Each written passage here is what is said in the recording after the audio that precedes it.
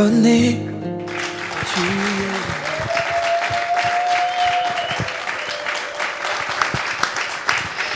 Shalom, peuple de Dieu, shalom. Quelqu'un dira, mais on nous dit toujours que nous sommes arrivés à la fin du temps. Nous sommes déjà vers la fin du temps. Et oui, ce n'est pas un slogan, ce ne sont pas des paroles en l'air, parce que Jésus-Christ revient bientôt. Nous devons nous préparer, nous devons toujours être prêts. Et cette Église qui est l'épouse du Christ doit également se préparer. Souvenez-vous également des 10 vierges dans la Bible, 5 qui étaient sages, 5 qui étaient ce que vous connaissez. Alors nous devons être les 5 qui étaient sages. Nous devons copier ces femmes-là. Nous devons être prêtes lorsque notre époux reviendra pour nous prendre, qu'il nous trouve déjà prêts. Aujourd'hui, nous voulons bien parler encore de l'Église, parler de l'Église, parler de l'Église, insister, mesdames et messieurs, car Jésus reviendra et il reviendra pour prendre son épouse. À toutes et à tous, shalom et bienvenue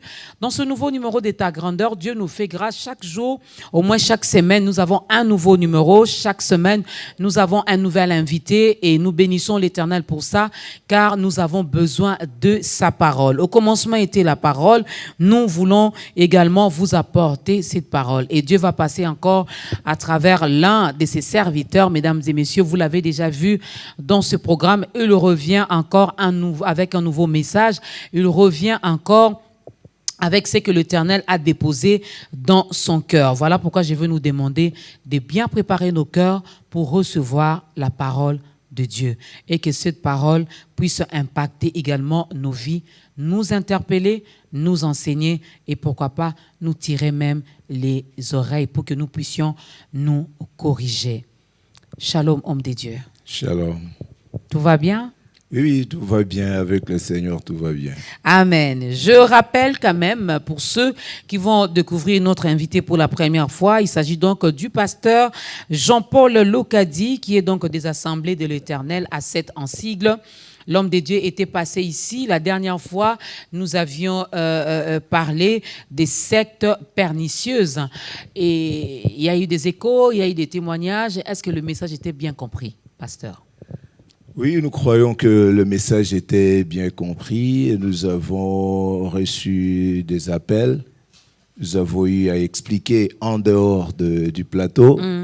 Il y a de ceux-là qui nous ont envoyé leurs questions et jusque-là, on en parle. Jusque-là, on en parle. Ouais. Nous bénissons Dieu pour ça et j'ose croire qu'aujourd'hui encore, nous allons bien manger. Le thème d'aujourd'hui, mesdames et messieurs, je m'en vais directement vous le donner avant de prendre la première chanson. L'Église face à la génération anathème. Ah, pasteur Jean-Paul, vous venez toujours avec des thèmes... bon, je ne dirais pas compliqués, mais des thèmes qui ne plaisent pas trop au public. Hein? Oui. Nous, on veut le voyage, les mariages, la prospérité, l'argent. Ouais. C'est normalement, et ce sont des thèmes qui doivent plaire aux enfants de Dieu. Parce que ce sont des interpellations. Parce que l'argent, le voyage, le mariage, tout cela, nous pouvons avoir, même sans croire à la parole de Dieu. Mais une chose est nécessaire. Marie a choisi la bonne part qui ne lui sera jamais ôtée jusque dans la vie éternelle. C'est cette bonne part-là que nous apportons au lieu de parler de choses que nous pouvons avoir facilement. Voilà. Les choses éphémères, les choses qui passeront, les choses périssables. Une chose est sûre, les mariages n'est pas une garantie pour aller au ciel. Non, mais c'est la parole de Dieu. Alors aujourd'hui, cette parole veut encore interpeller un cœur, veut encore interpeller une personne, mais ça sera après ces cantiques.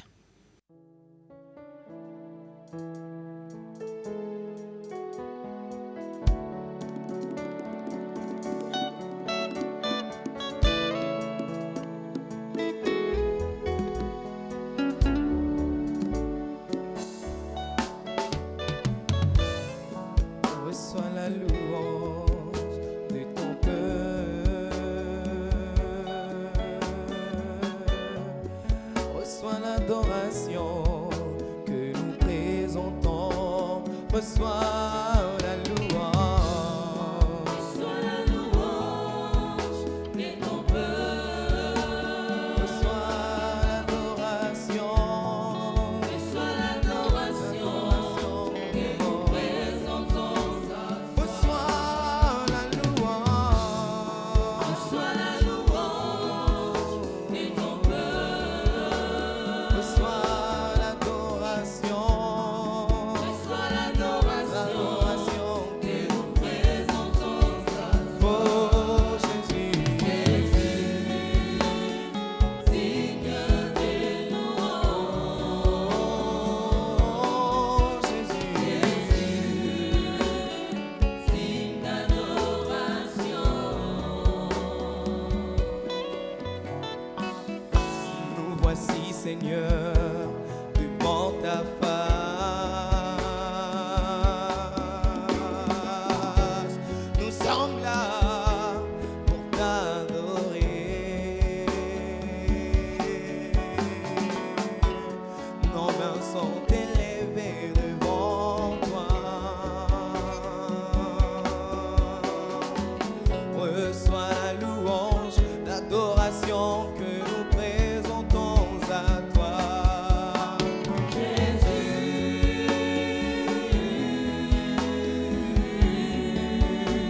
Oh, l'adoration, L'adoration ton peuple, les actions de grâce, nos recommandations divines, ceux qui t'éclairent, oh Dieu, que tous ceux qui et respirent, tous ceux qui respirent, oh, ton nom Seigneur, selon qu'il est écrit, reçois la louange, l'adoration, et nous présentons à toi.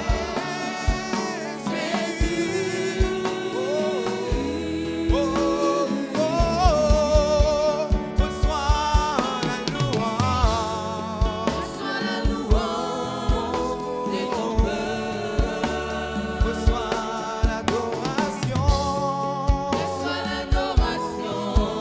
et nous présentons à toi. Digne des louanges.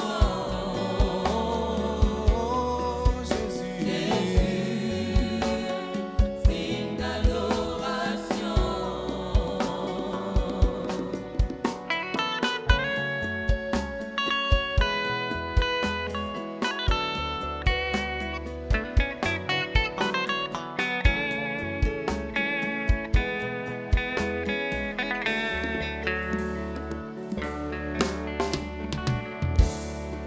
Ton culpa changue, porque asifa na mabudu, wewe uliye juu ya mbingu zote.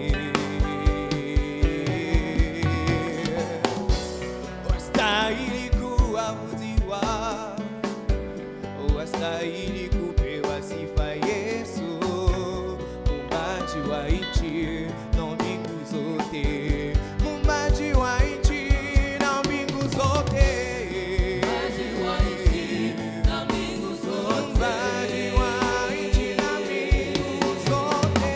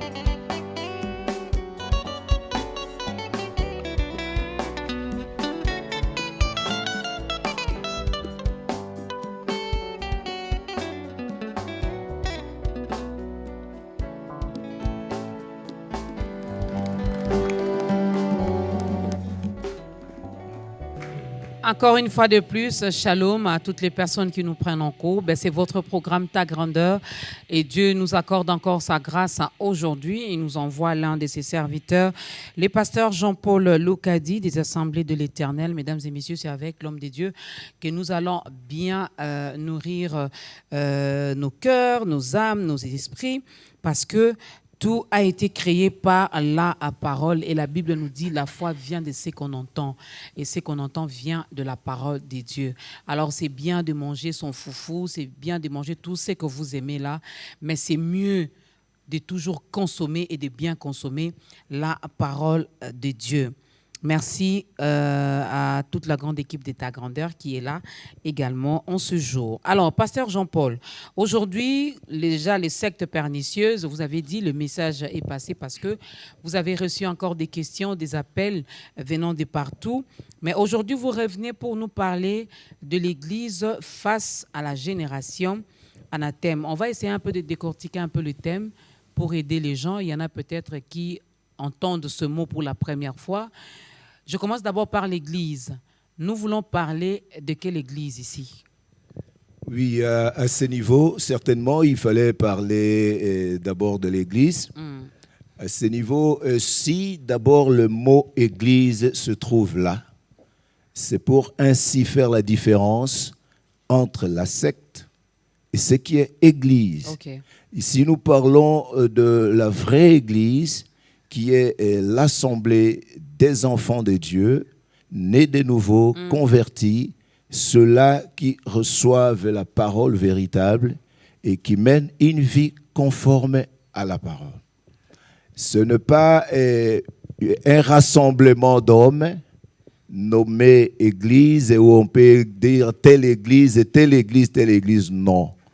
Mais ici, nous parlons de l'Église dans sa dimension universelle, l'Église dans sa dimension invisible, cette Église-là qui est constituée de tous les enfants de Dieu, qui y ont cru à la vérité de l'Évangile. Et cette Église fait face à une génération quelconque. Alors, l'Église, on a compris, on ne parle pas ici de l'Église comme bâtiment. Non, pas comme bâtiment. Alors, lorsque vous dites, quel est le sens ou l'explication que vous donnez à ces mots? Ces mots qu'on retrouve d'ailleurs dans la Bible. Ouais. Comme texte de référence, mesdames et messieurs, nous sommes dans 1 Corinthiens, le chapitre 1 Corinthiens, chapitre 16, le verset 22, et aussi dans Galates, chapitre 1er, de 8 au 9e verset. Vous pouvez également les lire chez vous à la maison. Le mot anathème, ça veut dire quoi, pasteur? Le mot anathème est dans le sens de l'Écriture. C'est un état de malédiction et de séparation de l'homme intérieur avec Dieu. Okay. Donc, il y a un état d'illégibilité à la vie éternelle. C'est-à-dire, il arrive à un certain moment où une personne passe d'un état normal pour devenir anathème. Il n'y a personne qui y est né anathème. En réalité, si nous voulons parler, respecter quand même tous ceux-là qui se considèrent comme humains. Mais ici, quand on parle de l'anathème, c'est cet état-là de malédiction et de séparation avec Dieu et dans lequel un homme peut se retrouver. Et c'est là que l'homme devient illégible à la vie éternelle. Et l'homme, ça devient impossible pour cette personne qui devient anathème de retrouver les sentiers de la justice. Okay. Et d'une manière brève, c'est là que le Seigneur peut effacer même du livre de vie. Je sais qu'il y a des gens qui se disent non, écrit le jour du baptême, tout le monde est inscrit dans le livre de vie. Non. Par rapport à la parole de Dieu, les hommes sont inscrits dans le livre de vie dès la fondation du monde. Et il n'y a pas de possibilité aujourd'hui pour Dieu d'inscrire un homme dans le livre de vie. Okay. Mais il y a possibilité d'effacer un homme du livre de vie. Sachant qu'il est amour, sachant qu'il est miséricordieux, sachant qu'il est compatissant, sachant qu'il est lent à la colère. Exactement. parce que la compassion de Dieu, sa lenteur à la colère, et tout cela est conditionné par une position quelconque que la parole de Dieu est en train de donner. Vous savez, quand nous voyons dans Romains, chapitre 9e, du 2e au 3e verset, vous allez trouver l'apôtre Paul qui dit qu'il était vraiment dans une grande tristesse quand il regardait en face de lui Israël selon la chair, qui sont ses frères selon la chair. Il dit qu'il était dans une grande tristesse, les chagrins remplissaient son cœur, et il a souhaité, il dit, je souhaite même d'être anathème et séparé de Christ pour mes frères qui sont israélites selon la chair, pour que ces gens-là soient sauvés. La même chose que Moïse dans Exode 32, Moïse arrivé au désert, voyant la colère de Dieu sur Israël et comprenant que les choses avançaient dans une mauvaise direction, Moïse a dit à Dieu, sauve ce peuple. Dans les cas contraires, efface-moi de ton livre que tu as écrit. Moïse, dans son amour pour le peuple d'Israël, voulait même devenir, lui, anathème pour que le peuple soit sauvé. Et le Seigneur a dit, non, je n'effacerai pas ton nom du livre de vie, mais c'est celui qui a péché contre moi que j'effacerai de mon livre. Et dans Apocalypse, quand le Seigneur dit que celui qui vaincra, je n'effacerai pas son nom du livre de vie. Donc il y a possibilité qu'un homme puisse accéder à certaines dimensions contraires à la parole de Dieu et que le Seigneur puisse résoudre enfin d'éloigner cette personne-là loin de lui et définitivement sans aucune possibilité de retour au droit chemin. C'est cet état-là qui est celui de la malédiction venant de Dieu et de la séparation de l'homme avec Dieu, provoquée par Dieu de suite des actes que nous allons élucider à travers la parole. C'est cet état-là que l'on appelle anathème. C'est que tu es livré par interdit. Et l'Église fait face à ça. L'Église fait face à une génération qui est devenue anathème. Cette génération, c'est la génération des pasteurs, des apôtres, des prophètes, des évangélistes, des docteurs et des fidèles devenus anathèmes. Alors l'Église fait face à cette génération-là et les enfants de Dieu doivent être interpellés et ne pas vivre dans un état de contentement irresponsable qui dirait que non, moi j'ai cru à la parole de Dieu. Non, il y a lieu de comprendre et de se dire, est-ce que ne suis-je pas anathème? Est-ce que mon pasteur, mon apôtre n'est-il pas devenu anathème? Parce que l'on peut devenir anathème, soit et de suite de votre conducteur et aussi de suite de vous-même. Alors il y a des responsabilités qui sont là et que l'on peut devenir anathème. Alors, je vais poser cette question avant peut-être de commencer à énumérer les éléments ou encore les signes qui vous poussent à dire que l'Église aujourd'hui fait face à une génération anathème. L'apôtre Paul dit dans 1 Corinthiens, le passage que nous avons donné ici, dans 1 Corinthiens chapitre 16, le verset 22, il dit « Si quelqu'un n'aime pas le Seigneur, qu'il soit anathème. » Là, c'est l'apôtre Paul qui maudit la personne qui n'aime pas le Seigneur. Sommes-nous obligés de l'aimer? Ok. Vous savez, ça sera aussi un élément. Parce que c'est question de définir qu'est-ce qu'est l'amour de Dieu. Vous voyez, c'est question de définir qu'est-ce qu'est l'amour de Dieu et à quoi consiste l'amour de Dieu. Parce que quand l'apôtre Paul dit que si quelqu'un n'aime pas le Seigneur, qu'il soit anathème. Parce que c'est une réalité. L'apôtre Paul, c'est un apôtre par excellence qui connaît et qui connaissait profondément la parole de Dieu. De telle sorte que lorsqu'il est en train de parler de l'amour de Dieu, il ne dit pas des choses comme ce que nous voyons aujourd'hui, parce que l'on vient tous les jours dans une assemblée, dans un rassemblement quelconque, parce que l'on prie tous les jours, on dit, en tout cas, nous avons l'amour de Dieu. Non, l'amour de Dieu ne vient pas de tout ça. Et l'amour de Dieu, d'abord, son origine, c'est le Saint-Esprit. Parce qu'il est écrit, l'amour de Dieu est répandu dans nos cœurs par le Saint-Esprit. C'est par le Saint-Esprit. Et si vous remontez plus haut, vous allez comprendre que pour avoir le Saint-Esprit, il faut que la personne ait rencontré un vrai serviteur de Dieu et qu'il soit en contact avec l'Évangile et qu'il croit à cet Évangile-là pour qu'il reçoive le Saint-Esprit. Parce qu'il est dit qu'en lui, vous aussi, après avoir entendu la parole de vérité, l'évangile de votre salut, en lui vous avez cru et vous avez été scellés du Saint-Esprit. C'est la question aussi de la qualité de l'évangile, nous y reviendrons. C'est la qualité de l'évangile. Mais quand l'apôtre Paul parle de l'amour ici, lorsque vous voyez dans la première épître de Jean, chapitre 5e au 3e verset, l'on dit bien que l'amour de Dieu consiste à garder sa parole, ce commandement. Donc, lorsqu'on ne garde pas la parole, on n'a pas l'amour de Dieu.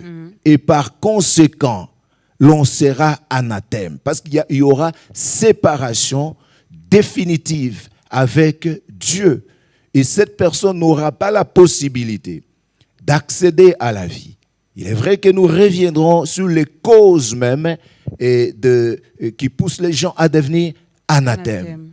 Mais ici, l'apôtre Paul ne maudit pas, mais il est en train de donner une position que le Seigneur avait préalablement dictée et qu'il a dit que tous ceux-là qui n'ont pas l'amour de Dieu, c'est qu'ils sont anathèmes.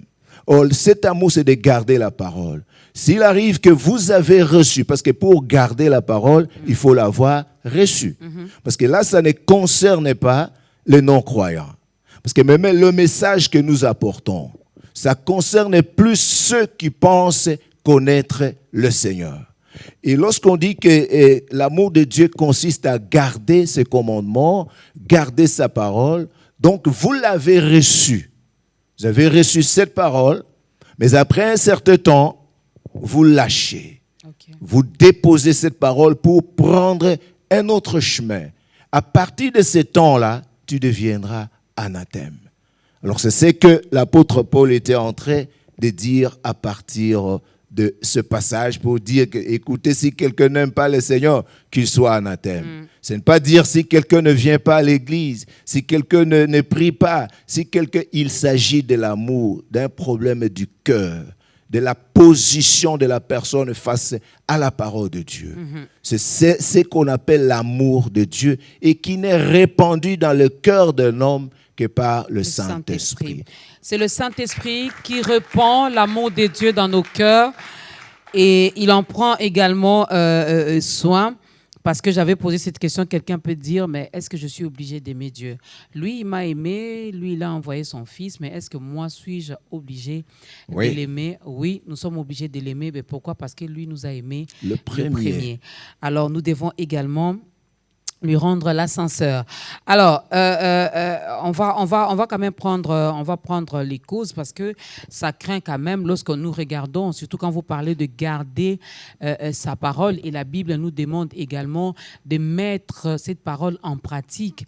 Est-ce garder la parole, pasteur Jean-Paul, avant de parler des signes, des causes, des symptômes qui vous poussent à confirmer aujourd'hui que l'Église fait face à une génération anathème. Quand nous regardons tout ce qui se passe autour de nous, finalement, selon moi, je trouve que c'est comme si on doit tout raser et recommencer à zéro.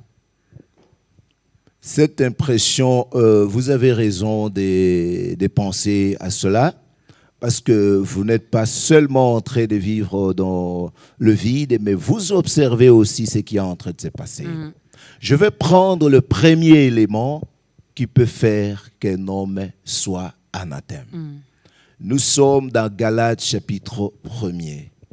Dans Galates chapitre 1er, nous trouvons l'apôtre Paul qui est en train d'avertir l'église de Corinthe. Et si nous lisons ici, à travers ce passage, à partir du 6e verset, l'apôtre Paul dit que je m'étonne que vous vous détourniez si promptement de celui qui vous a appelé pour passer à un autre évangile. Et il dit, ce n'est pas à dire qu'il y a un autre évangile, mais il y a des gens qui vous troublent, qui veulent renverser l'évangile de Christ. Et il dit ceci, il dit, nous l'avons dit précédemment, il dit, mais quand nous-mêmes, quand un ange du ciel viendrait annoncer un autre évangile que celui que nous vous avons communiqué, qu'il soit anathème. Nous l'avons dit précédemment, et je le répète encore, à cette heure, si quelqu'un vous annonce un autre évangile, que cet homme-là soit anathème. Et maintenant, est-ce la faveur des hommes que je cherche ou celle de Dieu? Si je cherchais à plaire aux hommes, je ne serais pas serviteur de Christ. C'est ça le cas du docteur Jean-Paul, qui est là. Il est vrai qu'on nous appelle des pasteurs, mais le ministère que nous avons, et je ne suis pas un pasteur par rapport au ministère, je suis un docteur. Alors nous revenons ici. L'apôtre Paul montre ceci, qu'il dit à l'église de Corinthe, que je m'étonne que vous vous détourniez si promptement de celui qui vous a appelé pour passer à un autre évangile.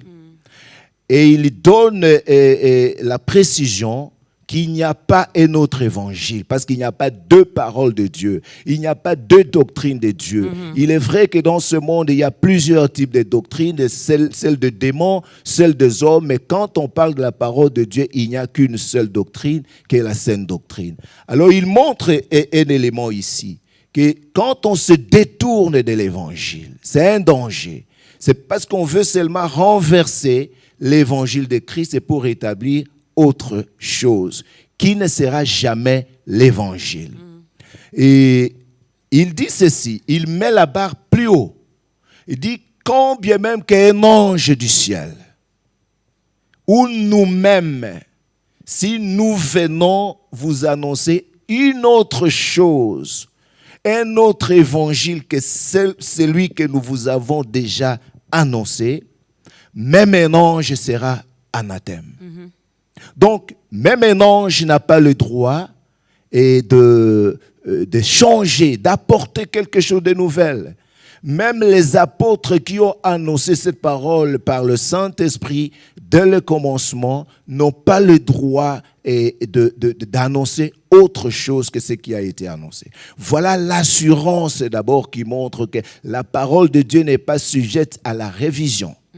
Parce que quand le Seigneur apporte sa parole, il n'a jamais établi un parlement qui va voter pour approuver, pour faire ceci, faire des projets de loi. Non.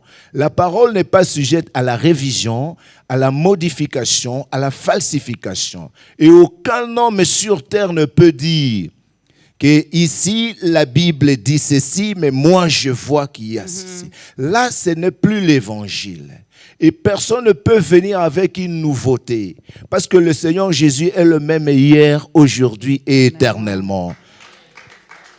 Et il dit que tant que le ciel et la terre ne passeront pas, il ne disparaîtra même pas un seul iota ou un seul trait de lettre, et jusqu'à ce que tout soit accompli. Et l'apôtre Paul montre que la première cause de devenir anathème, c'est lorsque un prédicateur, apôtre, prophète, docteur soit-il, apporte un autre évangile.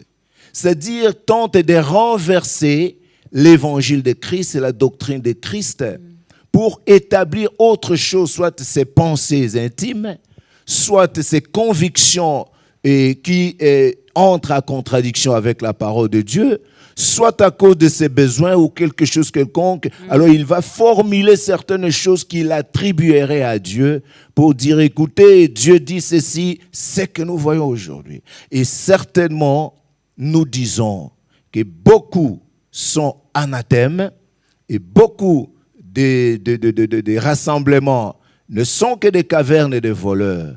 Parce que ce qui est en train de se passer, regardons-nous en face. Même ceux qui nous suivent doivent se regarder en face. Est-ce que l'évangile qui est prêché dans votre église, est-ce que les pratiques des choses qui se passent là-dedans corroborent-ils la parole de Dieu? À partir du moment où il y a des choses, il y a des prédications que l'on est en train d'apporter volontairement pour la raison de la cause, que l'on apporte volontairement et pour essayer de changer les choses, essayer de bouger les limites, alors que la parole de Dieu dit que tu ne déplaceras pas le borne placé par les anciens. Alors nous ne pouvons pas déplacer cela. Mais regardons-nous en face.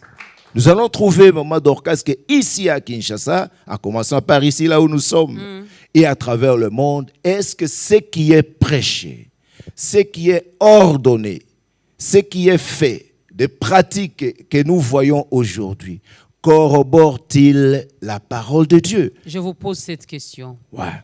docteur Jean-Paul. Ok. Dans votre assemblée, Oui. ce que vous prêchez, votre comportement, Oui.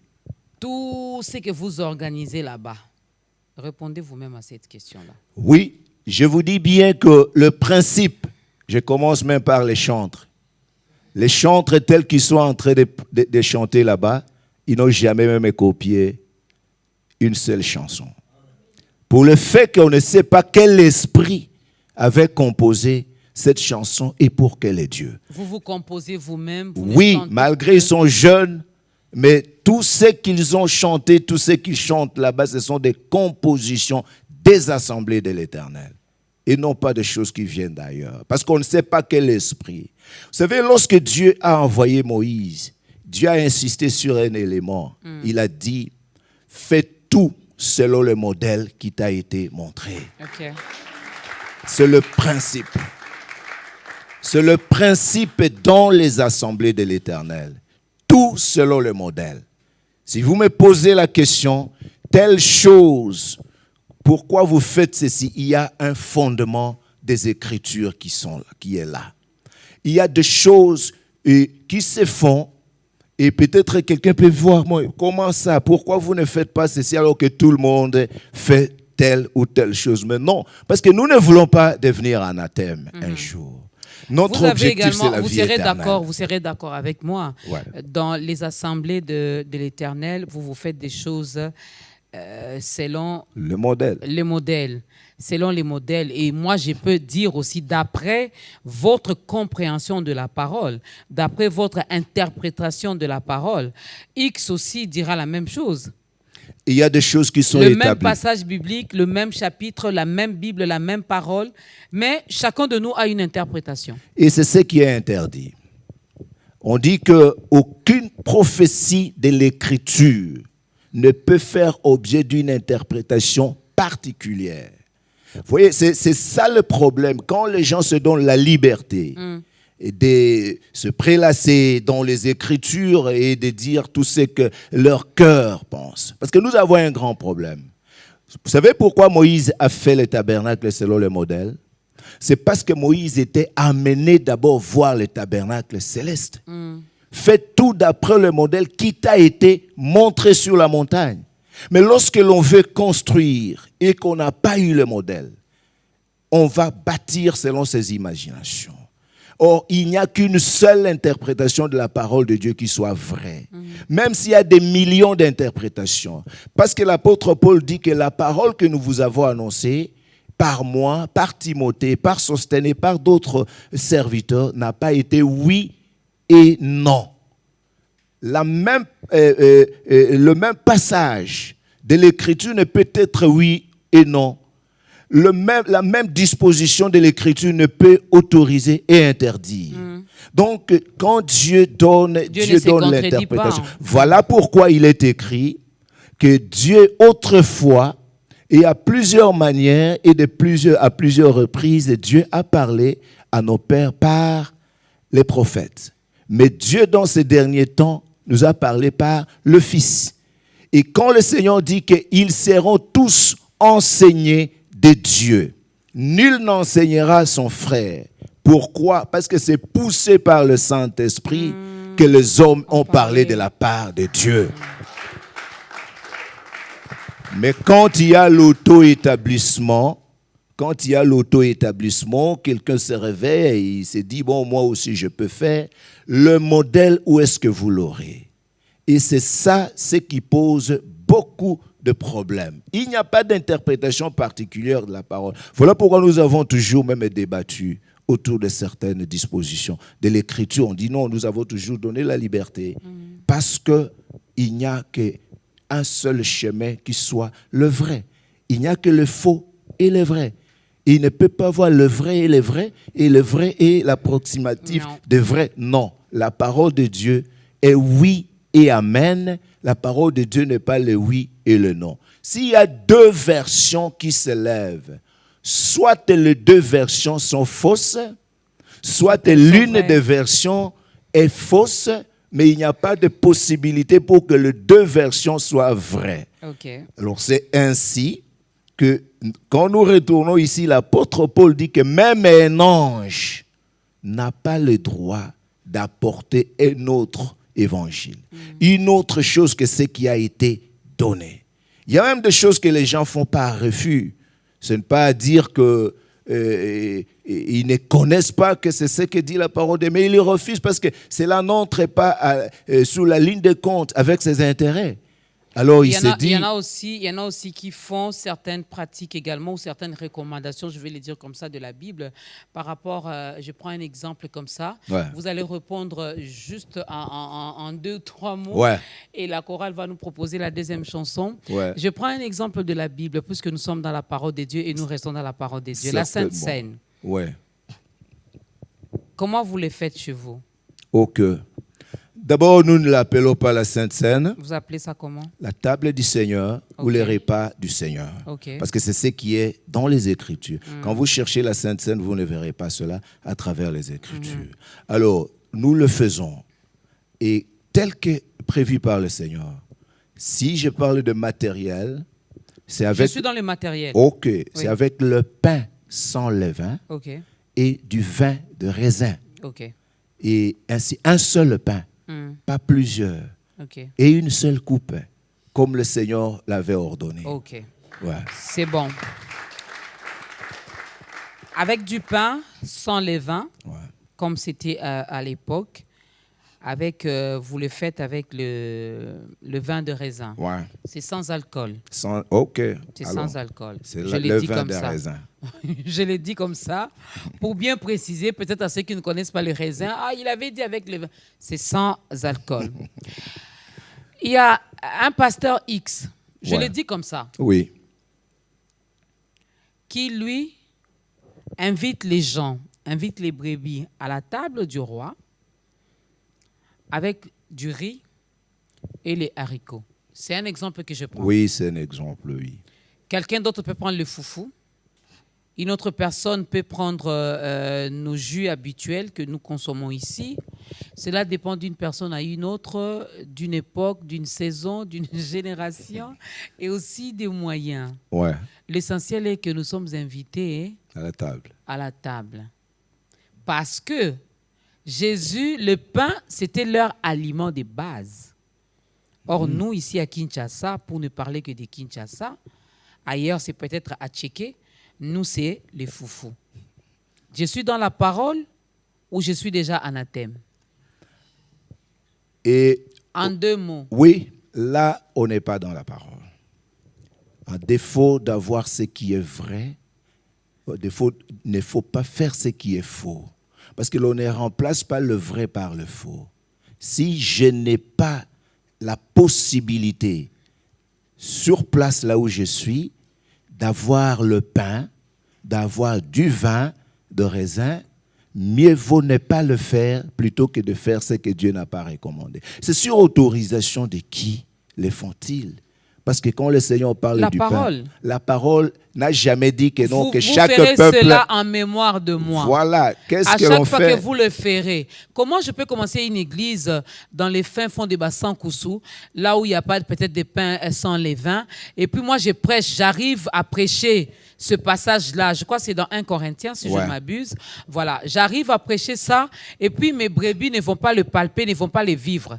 Là-bas, il n'y a que la chikwang et le muntsambu. J'ai fait comment? Vous savez, cette position d'un Corinthiens 11, qu'est-ce qui a fait qu'il y ait des problèmes dans l'église de Corinthe? L'apôtre Paul dit que l'église de Corinthe a tenté d'organiser la table du Seigneur en dehors de ce que la parole de Dieu avait déclaré. Et comme l'église de Corinthe était vraiment église de Dieu, le Seigneur n'aurait pas toléré cela. Et il montre bien qu'il y a eu des problèmes dans l'église, il y a eu beaucoup de morts, il y a eu même des infirmes parmi ces gens-là, et des maladies, parce qu'ils ont fait outre les Écritures. Vous savez, une secte peut faire ce qu'il veut. Le Seigneur ne s'en occupera même pas. Mais l'Église de Dieu ne peut jamais violer une disposition de l'Écriture par faute de moyens. Et c'est comme je peux dire aujourd'hui que bon, je n'ai pas d'argent pour me marier conformément à la parole de Dieu. Alors je prends une fille et seulement je l'amène chez moi parce que le Seigneur sait que je n'ai pas de moyens. Non. Il n'y a pas une position alternative à la parole de Dieu. C'est ça le message que nous apportons au peuple de Dieu. C'est ça ce que le peuple de Dieu doit comprendre, qu'on ne peut pas diversifier les choses. Si le Seigneur a parlé du pain sans levain, c'est parce que le pain sans levain représentait le corps de Christ. Et si maintenant on parle du riz, est-ce qu'il y a quelque part là où le Seigneur parle que le riz représentait son corps? Aliment. Et Dieu n'a pas de pain. Et surtout que Dieu n'a pas dit que chacun fasse selon sa coutume et selon ses aliments ordinaires. Voilà. Je ferme rapidement cette parenthèse. Tout simplement, c'était pour nous aider aussi, parce qu'on en voit vraiment de toutes les couleurs de nos jours. Hein. Il y en a qui prennent du jus, qui les vendent pour dire que c'est le sang de Jésus.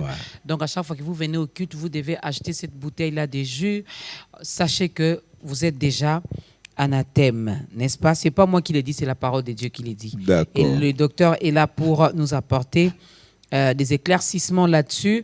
Nous allons écouter la deuxième chanson avant de continuer avec notre sujet d'aujourd'hui, l'Église face à la génération anathème.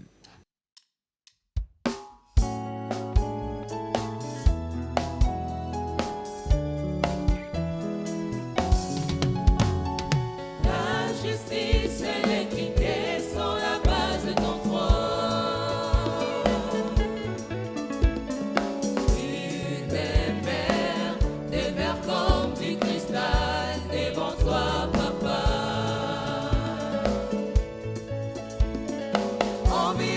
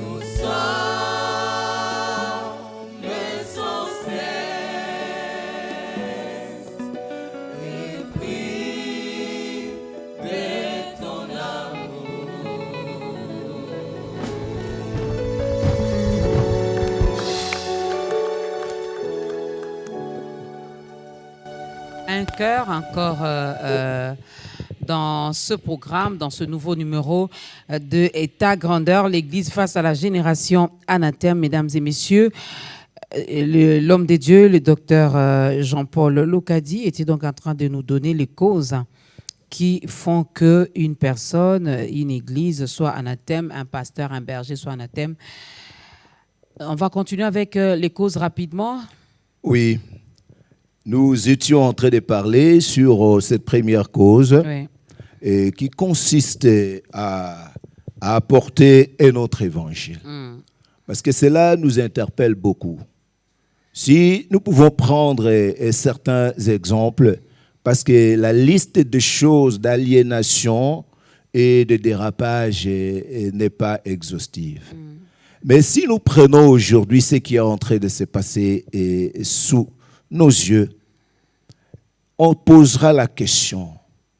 Le principe, la politique des offrandes, la pratique et toutes les pratiques des offrandes qui se passent aujourd'hui dans les églises. Est-ce que toutes ces pratiques-là sont conformes à la volonté de Dieu? Ne sommes-nous pas alors en train de faire le trafic?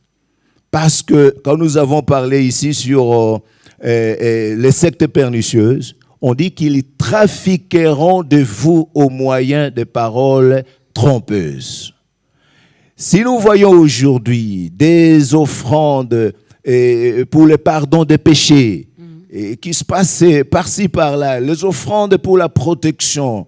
C'est comme si on était en train d'acheter la protection divine.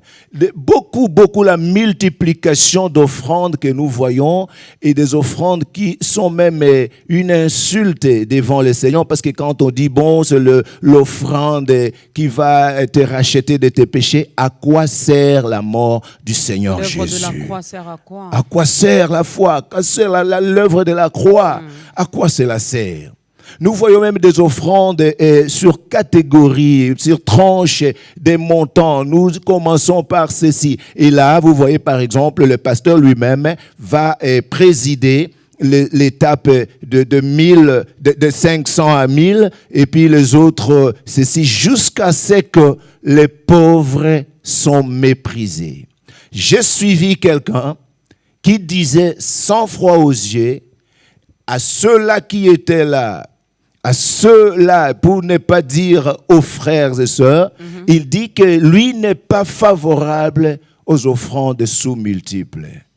Vous vous rendez compte, il faut des multiples, pas des sous-multiples. Alors quand quelqu'un dit cela, les offrandes, on le lui apporte ou alors on apporte cela à Dieu. Est-ce qu'il partage la vision du Seigneur Jésus sur les offrandes? Un jour, Marc 12. Le Seigneur Jésus qui arrive au temple et qui voit beaucoup de riches venir déposer leur offrande. Les apôtres étaient là et une veuve est venue avec 2 petites pièces pour déposer. Et le Seigneur Jésus s'est dit, il dit à ses disciples, parmi tous ceux qui ont donné là-bas, celui qui a donné beaucoup, c'est cette veuve. Mais c'était par rapport à la disposition même du cœur, si je veux le dire. Nous y arrivons. Parce qu'aujourd'hui, les gens voient les montants. C'est ça, c'est la perversion. Voilà lorsque je donne $1000, voilà. Et celui-ci en a donné 2, donc moi j'ai donné beaucoup plus que lui. Mais $1000 que moi je donne, je me suis prostituée toute la nuit. Ok. Et j'amène ces $1000. Ou encore c'est le superflu. Donc des choses qui ne me servent à rien. C'est le superflu. Alors, et le Seigneur a donné une vraie vision face aux offrandes. Quand je vois une maman qui vient avec ce 500 francs, vous ne savez pas comment elle a eu ça. Mais vous lui dites, non, reste là, toi tu n'es pas digne de la bénédiction. Nous allons imposer les mains à ceux qui, de tel montant à tel montant. Et vous méprisez même cette offrande-là. Alors que les fils d'Élie ont commis un très grand péché parce qu'ils ont méprisé les offrandes du Seigneur. Et en parlant de très grands péchés, j'ai suivi quelqu'un qui était en train d'enseigner que tous les péchés sont les mêmes. J'ai dit, je suis désolé, parce que les péchés ne sont pas les mêmes. il y a deux catégories de péchés. Il y a des péchés que Dieu peut pardonner et des péchés que Dieu a dit qu'il ne pardonnera pas, comme le blasphème contre le Saint-Esprit. Il y a des degrés aussi de péchés. L'Écriture parle de très grands péchés, de plus grands péchés, de grands péchés et des péchés. Sauf le petit péché, c'est ce qui n'existe pas. Mais là où nous sommes, c'est qu'aucun péché ne peut sauver. Tous les péchés sont mauvais devant le Seigneur. Mais maintenant, quand nous voyons cette pratique-là, que les gens apportent ou de telle ceci à telle sorte d'offrande, on a multiplié des offrandes qui n'existent même pas dans les Écritures. C'est mauvais d'appeler par catégorie, par montant. Pourquoi l'on doit appeler des fois, ça motive aussi, par montant? Tu as tes $500, mais tu n'as pas le courage de t'élever pour aller les mettre dans les paniers. Mais quand on va te voir. Mais quand les docteurs passent devant pour dire ceux qui ont $500, venez, c'est ça la secte pernicieuse. Mais cela n'empêche pas à celui qui a $10 de ne pas offrir à Dieu. C'est ça la secte pernicieuse. Pourquoi l'on doit motiver les gens par des principes qui sont contraires à la parole de Dieu? Le Seigneur voit le cœur de l'homme. Parce que je peux me lever ici avec 10 000 et je donne, parce que je vais être vu des hommes. C'est la pratique des pharisiens. On dit, malheur à vous pharisiens, parce que vous pratiquez votre bien pour être vu des hommes. Vous avez déjà votre récompense, mais il n'y aura rien à attendre devant le Seigneur. Quand nous voyons ce principe-là, nous disons, mais non. Quand nous voyons, par exemple, aujourd'hui, on ne parle que sur l'argent. L'argent et l'argent, toutes les prédications. Et puis même par contrainte. Je vis quelqu'un qui était en train de dire, nous ne sortirons pas d'ici tant que tel montant n'est pas encore atteint. Est-ce qu'il corrobore la parole que l'apôtre Paul avait dit dans 2 Corinthiens 9, que chacun donne comme il a résolu à son cœur, sans tristesse ni contrainte? Les Écritures sont claires, Maman Dorcas. Vous savez, même ceux qui nous suivent doivent comprendre que ce qui se passe aujourd'hui, c'est le trafic. De Pierre, c'est dans 2 Pierre chapitre 2, c'est là qu'on dit qu'ils trafiqueront de vous au moyen des paroles trompeuses.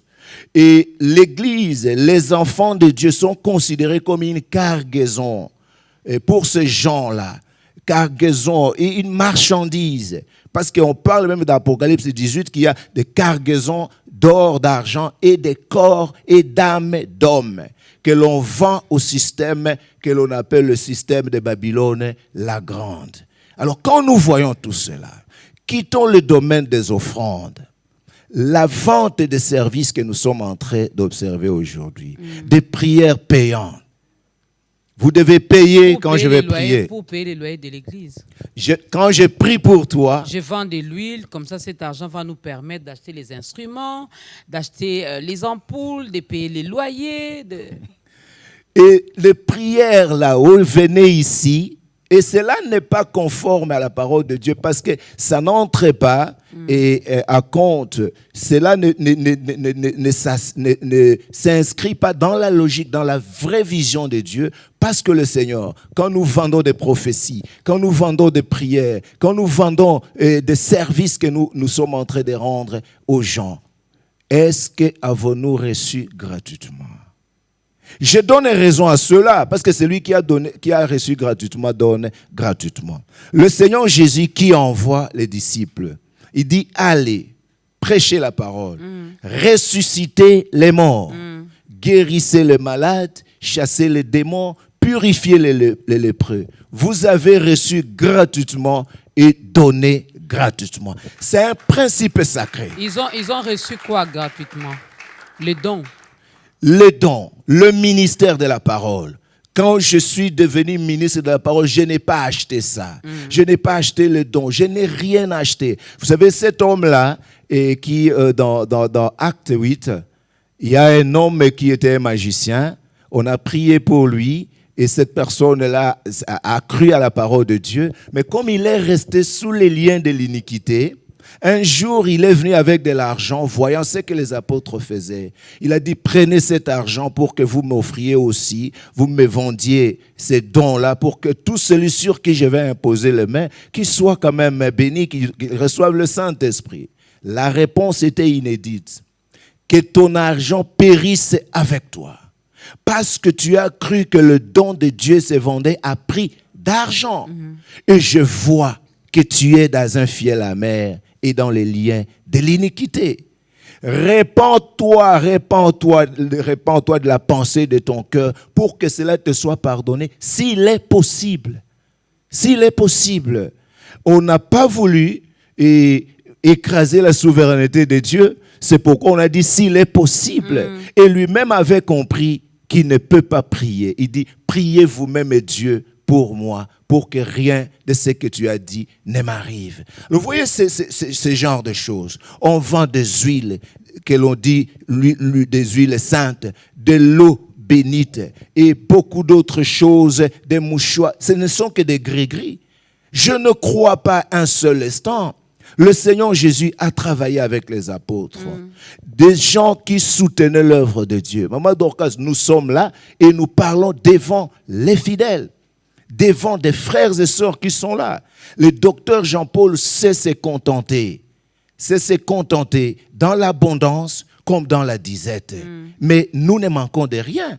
Nous n'avons pas fait tous ces principes. Vous ne faites pas les appels des histoires là, des offrandes par catégorie. On laisse chacun selon les principes de la parole, que chacun donne comme il a résolu à son cœur, sans tristesse ni contrainte.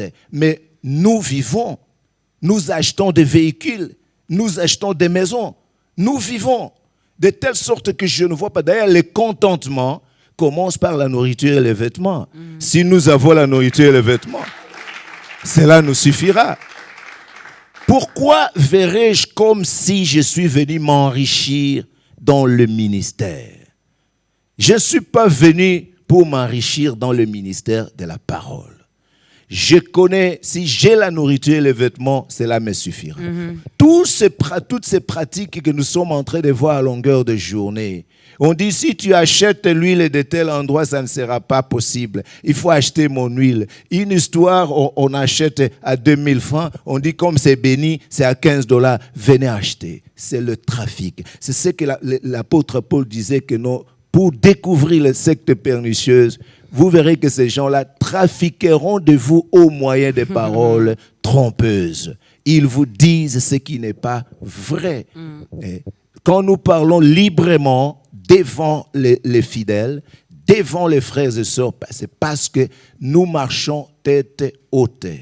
Nous marchons tête haute parce que nous disons ce que nous croyons et nous croyons ce que nous disons. Vous ne vendez rien chez vous? Je ne vends rien. Je n'ai rien à vendre. Je donne gratuitement. Je donne gratuitement. Prière gratuite. Consultation pastorale gratuite. Tout ce qui est en train d'être fait, je suis le serviteur de l'Église. Parce que l'Écriture dit que nous sommes... Là où se trouve l'Église, vous louez ou vous êtes propriétaire? Oui, on loue aujourd'hui. Mais paye? Ailleurs, on avait acheté. Qui paye? Qui veut payer, paye. Librement. On s'est dit, celui qui peut payer et on donne de l'argent. Ce sont des enfants de Dieu. La seule motivation pour un enfant de Dieu, c'est la parole de Dieu. Amen. Le cœur qui est touché par la parole de Dieu. Les apôtres, les gens vendaient leur maison et venaient déposer aux pieds des apôtres sans qu'ils ne passent par ces principes-là. Oh, venez, si c'est Bindo Promotion, venez ici. Ou alors c'est My Gold. Oh, venez, vous allez mettre, vous aurez ceci. Non, Dieu n'est pas dans tout ça. Dieu n'est pas dans tout ça et c'est pas bien. L'argent facile, pardon, faut pas aimer l'argent facile. Certainement. Faut pas aimer l'argent facile. Faut pas jouer également aux jeux d'hasard. Non. Si vous êtes enfant de Dieu, comme le docteur l'avait dit, travaillez et gagnez votre vie honnêtement. Et aussi, aux bergers, ne nous imposez pas des montants. Ne nous imposez pas des montants et arrêtez de marginaliser également les autres, de les minimiser. Parce que moi, je viens avec mes 5000 francs. Vous ne parlez même pas de francs congolais. Seulement dollars. Oh, dans mon sac, là, il n'y avait que les 2000 francs, les 3000 francs. Donc, je ne vais pas offrir à Dieu. Donc, tout le monde est appelé à offrir. Et déjà que la Bible nous dit, on ne vient pas dans sa maison main vide, mais que chacun apporte selon qu'il a résolu dans son cœur. Ouais. N'est-ce pas? Il y a une autre raison, parce que moi, j'avais une question. Ici, c'est la télé. On ne va pas non plus énumérer toutes les causes. On prend une dernière cause. Une dernière cause. C'est là où nous revenons à l'amour de Dieu. OK. Parce que le manque d'amour de Dieu amène à l'anathème. Cela ne veut pas dire que celui qui n'a pas encore cru à la parole de Dieu, celui-là est anathème. Non.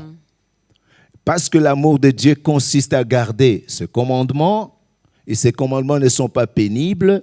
Lorsqu'on parle de garder la parole, c'est qu'on a reçu cette parole. OK. C'est là où l'Écriture parle que nous avons reçu la foi une seule fois pour toutes.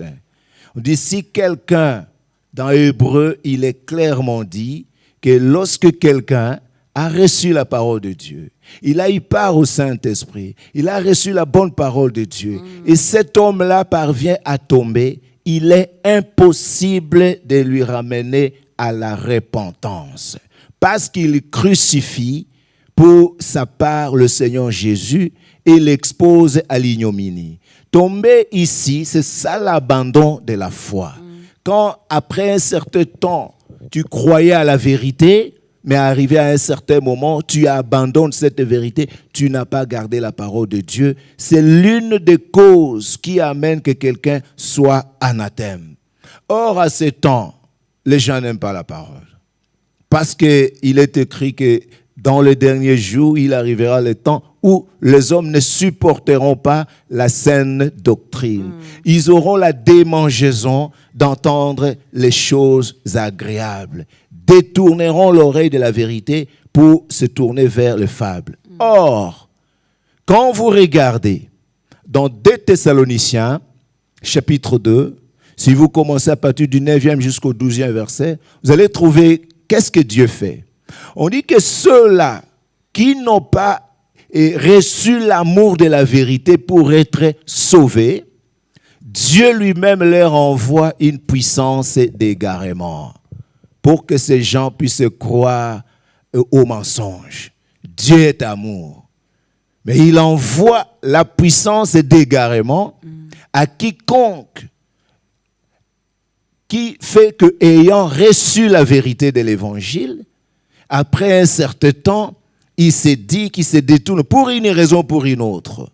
Serviteur ou fidèle. Parce qu'il y a des gens qui ont vu que non, notre manière de marcher, si ça ne tournera pas. Nous avons commencé avant telle personne et voici, il a déjà ça, il a déjà ça. C'est comme si ce sont des opérateurs économiques. Les serviteurs de Dieu ne sont pas des opérateurs économiques. Ce sont des serviteurs de Dieu.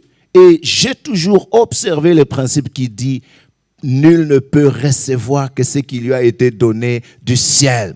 Si le ciel t'a donné, tu l'auras certainement et à ton temps. Alors, quand le Seigneur envoie la puissance d'égarement, l'énergie d'erreur à ceux-là, parce qu'ils n'ont pas reçu l'amour de la vérité pour être sauvés. Parce que seule la vérité sauve. Et quand nous voyons les gens parler au nom vraiment, pasteur, ce pasteur vraiment a l'onction. Quelle onction? À quoi consiste l'onction? L'Écriture dit que l'onction que vous avez reçue vous enseignera toutes choses. L'onction est là pour enseigner toute la parole de Dieu, sans aller ni à gauche ni à droite. 1 Jean 2, 20 et 27. On dit que l'onction que vous avez reçue vous enseignera toutes choses. Ce ne sont pas des huiles, ce ne c'est pas quoi que ce soit. L'onction enseigne toutes choses. C'est que la vraie connaissance. Et dit, vous n'avez pas besoin qu'on vous enseigne tout. Alors, la deuxième cause, c'est cet élément-là, l'abandon de la foi, qui consiste à se détourner de la vérité de l'évangile, alors que vous avez déjà cru. Or, la parole seule a la possibilité de sauver. Oui. J'évoque une disposition de l'Écriture dans 1 Corinthiens 15. Là où l'apôtre Paul dit, du 1er au 3e verset, que je vous rappelle, frères, l'évangile que je vous ai donné, que vous avez reçu, et dans lequel vous avez persévéré, et par lequel vous êtes sauvés, si vous le retenez tel que je vous l'ai annoncé. Autrement, vous auriez cru en vain. Donc, il y a même des gens qui croient en vain, parce qu'ils n'ont pas reçu la parole telle qu'enseignée par nos aînés. Alors le principe est clair. Ceux qui font la volonté du Père, ce sont ceux-là qui seront sauvés. Or, la volonté du Père, nous la retrouvons dans la parole de Dieu. Parole. Le respect de la parole fait que le Seigneur puisse dire qu'il est la parole. Vous voyez, il s'est dit qu'il est la parole parce que la parole doit être respectée. Alors, l'abandon de la foi, se détourner de la vérité de l'évangile, une fois cru, cela amène à l'anathème parce que tu n'aimes pas le Seigneur. Parce que l'amour consiste à garder la parole. Quand tu ne gardes plus la parole, c'est que tu n'aimes pas le Seigneur et tu seras anathème. Celui qui a abandonné la foi n'aura aucune possibilité de retourner dans la foi parce que le serviteur de Dieu, Jude, dit que nous avons reçu la foi une seule fois pour toutes. Une fois abandonné, vous n'avez aucune possibilité pour la retrouver. Même pas par la repentance. Lorsqu'on se repent, vous savez, je prends l'exemple pour répondre avec une disposition de l'Écriture. Est-ce que même quand on se repent, on parle d'Ésaü et de Jacob? On dit que vous savez que malgré il a recherché cette histoire-là avec larmes, son repentir n'a pas eu un effet quelconque. Il y a des fois où on peut Dieu pardonne-moi, Dieu pardonne-moi. C'est terminé. C'est terminé. La repentance est une très bonne chose.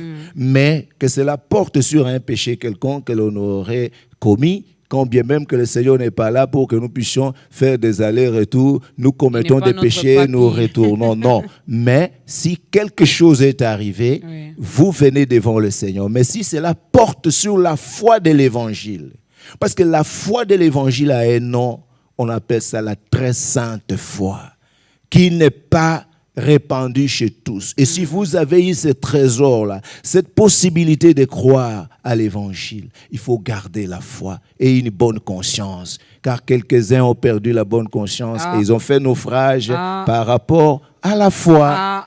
C'est la Bible qui le dit. Alors, nous ne voulons pas que ça soit le cas pour vous, mesdames et messieurs, raison pour laquelle nous vous avions donc apporté cette parole encore aujourd'hui. Nous allons demander au docteur Jean-Paul de regarder sa caméra, d'aider cette personne à recevoir le Seigneur Jésus-Christ dans sa vie comme Seigneur et Sauveur personnel. Et une fois que vous le faites, il ne faut plus nier votre foi, il ne faut plus retomber, il ne faut plus faut pas être anathème. Ça, c'est vraiment dangereux, ça, c'est pas bien, c'est pas bien. Alors, docteur, aidez cette personne à faire son entrée également dans la grande famille des enfants de Dieu. Le Seigneur Jésus est là pour toi, parce que nous sommes venus rencontrer ce cœur-là qui est destiné au salut. Nous sommes venus rencontrer cet homme-là qui est déçu, qui ne sait plus quoi faire, qui reste à la maison parce qu'il s'est dit « toutes les églises sont les mêmes, tous les serviteurs sont des farceurs ». Nous sommes venus rencontrer cette personne-là pour lui dire « ta place est là, tu n'as pas encore été partout. Tu n'as pas encore rencontré tous les serviteurs de Dieu. De telle sorte que ta place est là. Et nous voulons que tu dises devant le Seigneur que Seigneur, aide-moi. Fais-moi connaître tes voies. Prie Dieu du fond du cœur. Prie Dieu et humilie-toi devant la croix du Seigneur et la chose sera concrétisée. Mets de côté toutes les déceptions. Dis à Dieu de t'aider, de ne pas être anathème. Nous vous appelons au Seigneur, même toi qui n'as pas encore cru, à travers le monde et partout là où tu es. C'est le moment pour toi, parce que Dieu fait tout pour un but. Ce n'est pas pour rien que le Seigneur a permis que toi, tu suives cette émission. Pourquoi pas les autres? Pourquoi seulement toi? Ce n'est pas pour rien. Voilà pourquoi nous sommes venus pour toi et pour toi seul. Nous vous appelons à venir au Seigneur et nous voulons toujours prier pour vous. Appelez-nous n'importe quand. Toutes nos coordonnées vous seront données.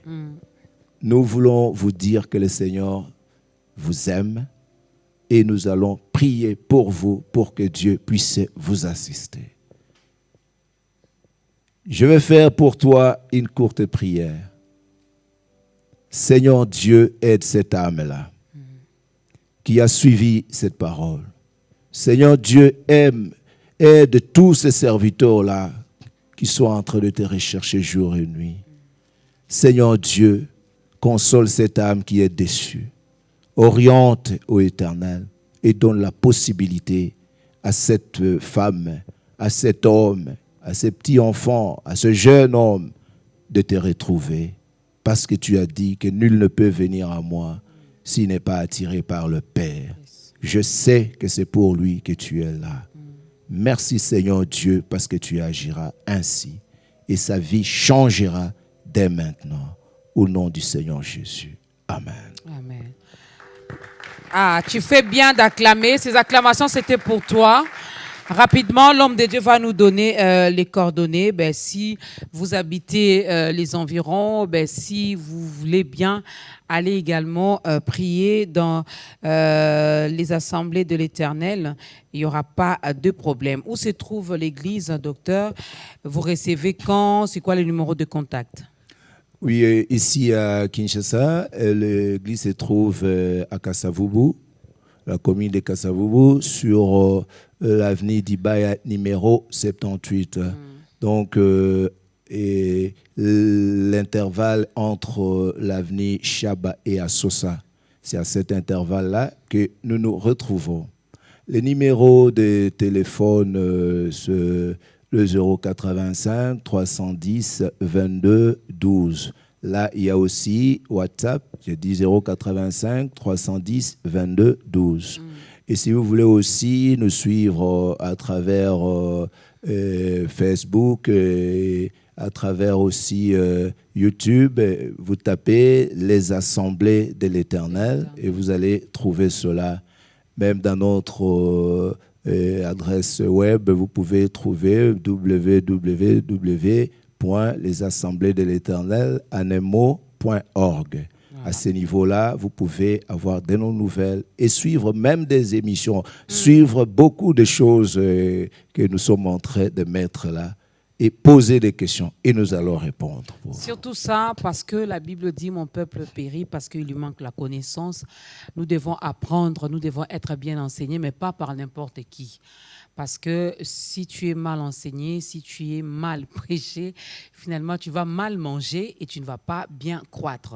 Ouais. Or, Dieu nous veut grand. Dieu veut que nous puissions grandir. L'apôtre Paul même le dit. Aujourd'hui, tu es bébé parce que tu viens de recevoir Christ dans ta vie, mais demeure dans sa présence, demeure dans sa parole, garde sa parole et cette parole t'aidera également à grandir et à enseigner également les autres. Merci beaucoup, docteur. Je sais, moi, je suis restée encore avec mes questions, mais on nous fait comprendre qu'il est temps et que nous devons vraiment arrêter par ici. Oh là là. Merci à la chorale, merci à toutes ces personnes qui ont accompagné l'homme des dieux. Un grand merci aussi à la grande équipe de Ta Grandeur, mesdames et messieurs, Méga Ta Grandeur 5e édition arrive, c'est déjà pour le mois de juillet. Nous serons là et si Dieu le permet, on prendra 3 jours de célébration, un vendredi, un samedi pour clôturer un dimanche. Nous allons célébrer Dieu. Vous savez comment ça se passe? On le fait toujours à la fin de l'année, mais cette année, le Saint-Esprit nous a mis à cœur de ne pas le faire à la fin de l'année. On ne sait pas pourquoi. Peut-être qu'il a prévu autre chose à la fin de l'année. Donc, nous allons le faire. Et comme ça, le 30 et le 31 juillet et le 1er août, nous allons en clôturer. Nous allons célébrer Dieu. Et le thème retenu pour cette année, c'est la grâce divine. Parce que tout est grâce. Recevoir encore l'homme de Dieu aujourd'hui, c'est par la grâce de Dieu. Je suis passée par une intervention chirurgicale, je suis bien portante aujourd'hui, c'est par la grâce de Dieu. Alors, le Covid-19 est arrivé, Dieu nous a fait grâce de ne pas tomber malade, d'être en bonne santé, de toujours continuer à le servir et aussi à vous servir. Alors, nous allons nous lever. On va clôturer par une courte prière et la chorale va nous aider à danser un peu pour la grâce de Dieu. Je me rends compte que ça fait longtemps que j'ai dansé dans ta grandeur. Alors, puisque je suis en vie, je peux danser, non, docteur? Oui. Chez vous, vous dansez? On danse. C'est dans la parole? Oui, la parole de Dieu. Nous devons danser, prier, sauter, même pour le Seigneur, à condition que ça ne soit pas sauter aujourd'hui, je ne mondain. vais pas sauter. Sauter aujourd'hui, je ne vais pas sauter. Levez-vous également chez vous à la maison. Faites comme nous. Faites comme nous. Alors, ensemble, nous allons clôturer ce moment par une prière et la chorale va nous accompagner avec un cantique. Seigneur notre Dieu, merci pour avoir permis que ces moments soient ainsi. Nous avons commencé dans la paix et nous voici parvenus à la fin.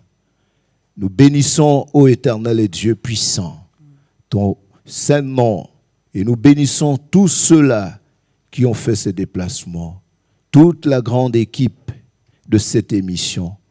Que toi seul, ô Éternel et Dieu, tu amènes une grande récompense, parce que tu connais le souci. Tu vois tout ce qui est en train de se passer. Et nous te demandons, Éternel et Dieu, de nous donner encore et encore de possibilités pour passer par ici. Parce que tu es Dieu, nous te rendons gloire. Au nom du Seigneur Jésus. Amen. Amen.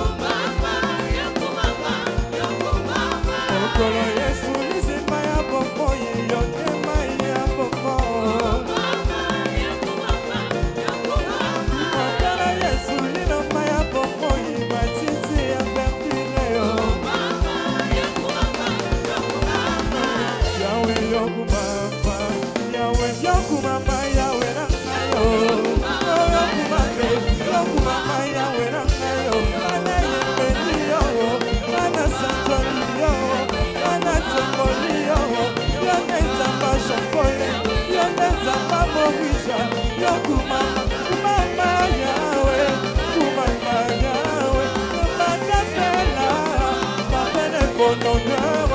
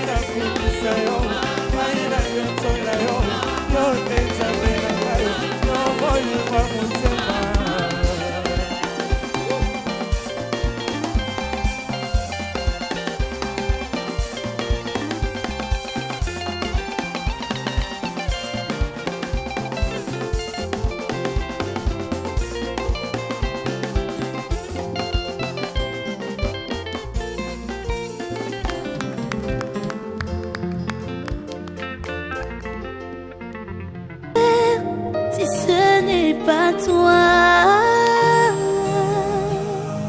si ce n'est pas toi,